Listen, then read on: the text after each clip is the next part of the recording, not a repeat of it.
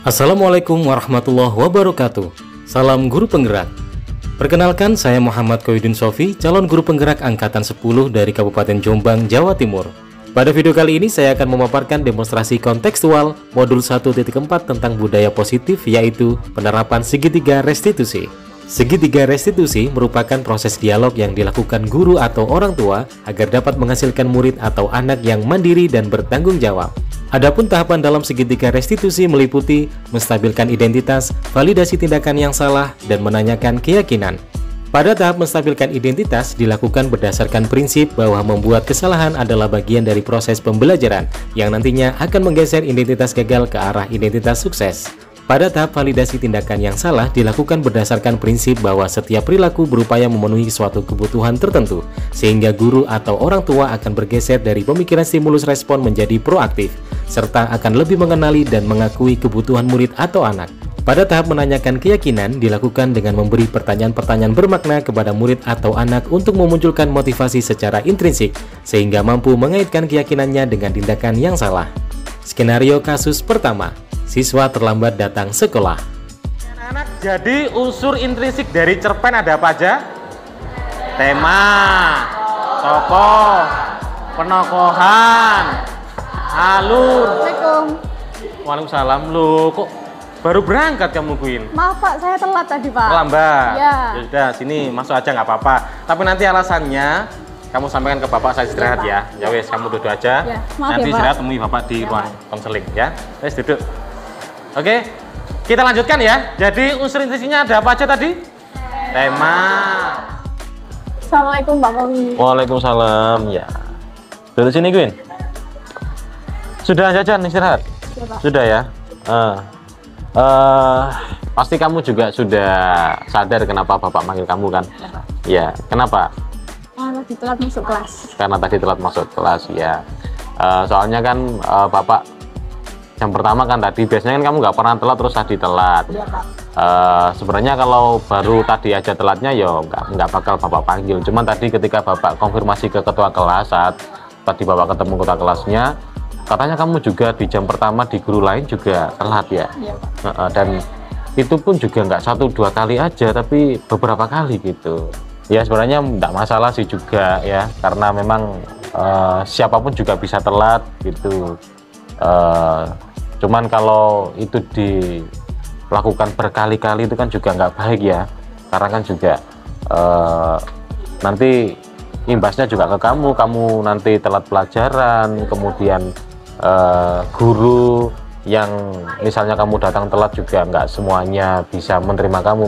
Katanya kamu juga pernah nggak diterima masuk gitu ya, Ya, disuruh berdiri di depan ya Ya. sama guru yang lain ya. Nah itu kan juga nggak enaknya. Itu kenapa kamu kok bisa telat itu? Berangkat sendiri tak atau gimana? Jangan sama Ibu. Dan sama ibu? Ya. Rumah kamu mana emangnya? Di musikan Pak. Musian berarti itu ya? Pelosok masih ke sana? Iya. Jauh berarti? Iya Pak. Berapa menit? Berapa menit perjalanan tempuh? 45 menit tergantung lalu lintasnya Pak. Oh gitu. Tapi kalau berangkat jam berapa biasanya? Sebenarnya jam 5 lebih 50 menitan gitu Pak. Tapi kalau jam segitu harusnya kan bisa nyampe tepat waktu kan ya? Iya, Kok bisa telat kenapa? Karena ini Ibu nganter tadi dulu ke sekolah. Nganter dulu. Ya ya. Akhirnya itu yang membuat telat gitu ya? Iya Pak. Nganter adikmu sekolahnya di mana? Di SDN Megalo. Megalo. Iya. Oh berarti jalannya itu nyempal begini ya kan? Iya. Musian lurus ke sekolah kita kan harusnya ke kiri, Iya, Pak. ke kanan dulu berarti. Itu akhirnya yang membuatmu telat. Berarti persoalannya kamu telat gara-gara kamu harus ngikut ibu nganter adik kamu ya. Iya. Naik sepeda sendiri juga nggak mungkin karena jauh ya, karena kamu juga masih belum cukup umur buat motoran sendiri. Tapi kira-kira ada tawaran itu nggak, kayak solusi apa gitu yang bisa kamu lakukan biar nggak telat itu? Kamu punya teman yang satu jurusan nggak di sini, satu arah gitu? Punya. Punya. Rumahnya di daerah Musian juga? Iya. Iya. Kenapa nggak bareng teman kamu itu aja? Dulu pernah bareng, cuman karena sayanya agak lelet gitu Pak. Agak lelet dia akhirnya ikut telat sama kamu juga. Ya berarti kamu yang harus diubah cara kesiapannya ketika berangkat gitu ya. Jadi ya berarti nanti biar kamu nggak telat lagi, misalnya ya kamu harus mengatur pola kegiatan kamu di pagi hari ketika persiapan ya. Teman kamu ini satu kelas atau kelas lain? Kelas lain, Pak. Kelas lain ya. Tapi dia nggak keberatan kan kalau berangkat bareng, kan tujuannya sama. Cuman dia keberatannya kan karena kamu pernah lelet gitu ya. Berarti ya kamu harus konsekuen, jangan lelet karena kamu kan minta bantuan temen. Ya. Di kelas kan sudah dibuat kan ya keyakinan kelas budaya positif gitu. Ya, sudah, Pak. Salah satunya apa yang mungkin sudah kamu langgar gitu? Datang ke kelas tepat waktu. Datang tepat Ya, waktu. tepat waktu. Di situ juga sudah tertulis nggak konsekuensinya apa kalau ada yang melanggar aturan datang tepat waktu? Ya, Pak. Apa? Jadi kalau telatnya 20% pelajaran gitu harus ganti Harus pelajarannya. Ya. harus nembel ya, Iya. harus menyalin ulang ya. Ya, Pak. Kamu ketika dihukum itu sama guru yang lain yang tadi kamu cerita itu sudah pernah menyalin pelajarannya apa belum? Belum, Pak. Belum. Nggak dipantau sama ketua kelasnya juga. Enggak. Ya berarti habis ini Bapak pantau ya, karena Bapak juga wali kelas kamu. Nanti kamu salin beberapa mapel yang kamu merasa telat, kemudian tunjukkan ke Bapak, nanti Bapak konfirmasi ke guru yang pernah telat ketika kamu datang ya. Nanti kalau guru itu sudah mengkonfirmasi oke, baru Bapak serahkan ke kamu. Tapi jangan lupa setelah saya serahkan ke kamu minta maaf ke guru yang bersangkutan yang pernah kamu datang telat itu, gitu ya. Iya, Pak. Berarti solusinya setelah ini biar nggak telat lagi, mungkin kamu bisa bareng sama teman kamu. Tapi kalau misalnya ibu kamu berangkatnya lebih pagi misalnya, ya berangkat sama ibu nggak masalah gitu ya. Pokoknya kamu harus ngatur itulah. Atau misal kalau tidak memungkinkan, ya nanti kamu bisa minta pengertian ke masing-masing guru di jam pertama. Di hari Senin sampai hari Jumat itu jam pertama siapa aja, kamu langsung ngobrol ke beliau-beliau, kamu sampaikan misalnya kalau terjadi waktu kamu telat sekian menit, misal 10 menit atau 15 menit, minta pemakluman mungkin karena memang perjalanan jauh gitu. Karena kalau naik sendiri juga nggak mungkin, masih belum cukup umur, naik ojek online juga biayanya, ngekos juga nggak mungkin gitu ya. Nah kira-kira itu Bapak harap juga ini yang terakhir ya, kamu telat ya. Nah, wes kamu bisa kembali ke kelas ya. Ya, Pak. Ya, terima kasih. Terima kasih ya, Pak. Ya. Yang itu. Waalaikumsalam. Skenario kasus kedua, siswa tidur di dalam kelas. Assalamualaikum warahmatullahi wabarakatuh.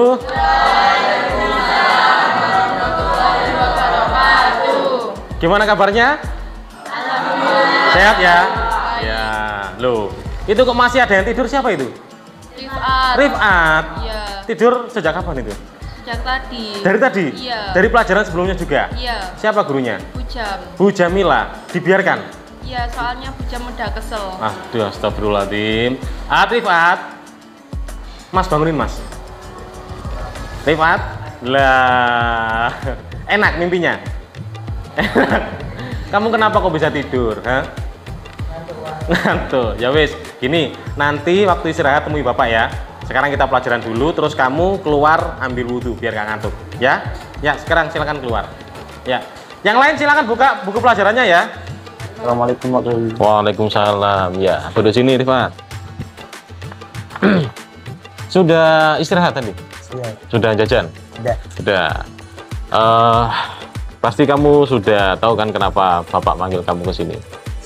Sudah ya. Kira-kira kenapa kok Bapak manggil kamu ke sini? Kalau kamu udah tahu. Tidur di kelas Tidur. saat jam pelajaran. Tidur di kelas saat jam pelajaran. Soalnya tadi Bapak pas masuk di pelajaran Bapak yang ke-4 tadi kan ngelihat kamu kok tertidur, tak tanya ke teman-teman kamu, katanya kamu tidurnya sudah dari tadi saat pelajaran sebelumnya dan dibiarkan gurunya tidur gitu. Kamu tidur ngapain kok bisa tidur di kelas itu? Belum makan atau sudah sarapan pagi? Sudah. Terus kok bisa tidur? Bosan jam pelajarannya, Pak. Bosan?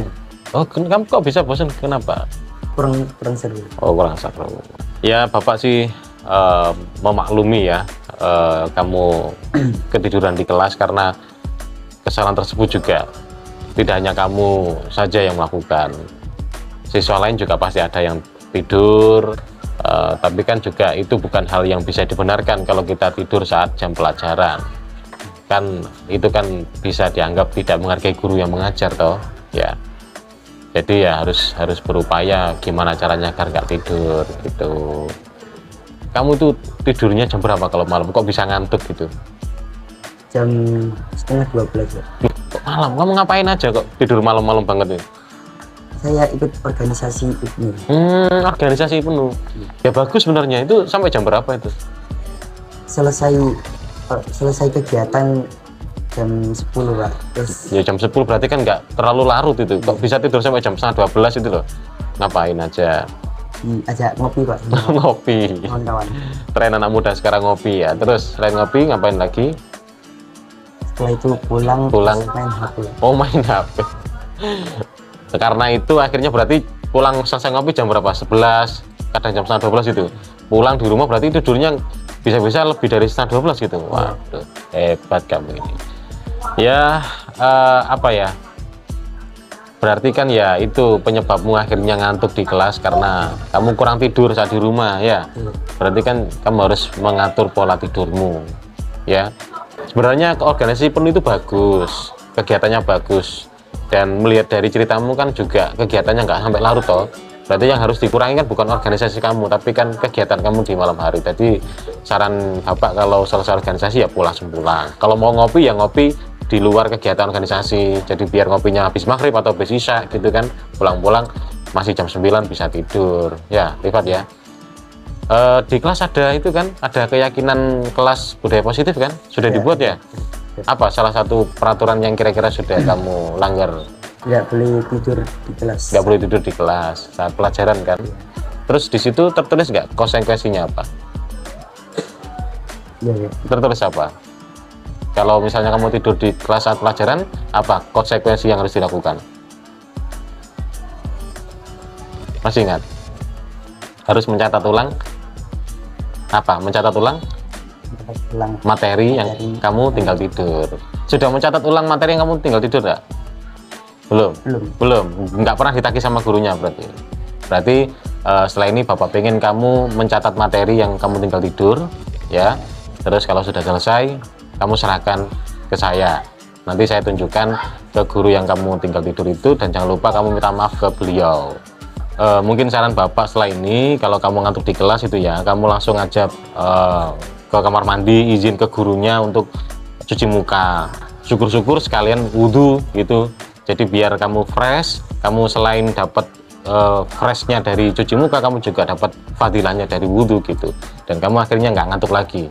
Ya, jadi jangan tidur di kelas kalau ada gurunya, karena itu ya nggak sopan ya. Oke ya, paham ya? Wes, pokoknya kamu perbaiki hal itu.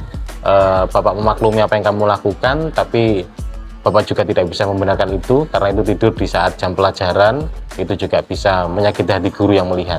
Jadi solusi yang bisa Bapak tawarkan ketika kamu ngantuk, ya langsung ambil air wudhu biar nggak ngantuk. Gitu ya. Oke, makasih, kamu bisa lanjut main-main dulu karena masih istirahat ya. Wes, kita aja. Makasih. Nanti ya. Waalaikumsalam. Tanggapan dari siswa. Assalamualaikum warahmatullahi wabarakatuh. Perkenalkan, nama saya Queen dari kelas 8F selaku murid Pak Kowi. Setelah saya mendapatkan penanganan dari Pak Kowi mengenai kasus saya yang telah terlambat masuk sekolah, saya bisa meluapkan dengan nyaman, tenang kepada Pak Kowi. Dan saya juga bisa mendapatkan solusi atas masalah saya. Saya Rifat selaku murid dari Pak Kowi. Setelah saya diberi bimbingan oleh Pak Kowi, setelah melakukan kesalahan yaitu tidur di waktu pelajarannya Pak Kowi dan guru-guru sebelumnya, saya tersadar bahwa kesalahan itu tidak boleh dilakukan untuk semua murid di saat jam pelajaran. Saat saya dibimbing oleh Pak Kowi, saya merasa nyaman dan tidak terpojok sama sekali. Saya tersadar dan ingin memperbaiki kesalahan saya untuk menjadi lebih baik.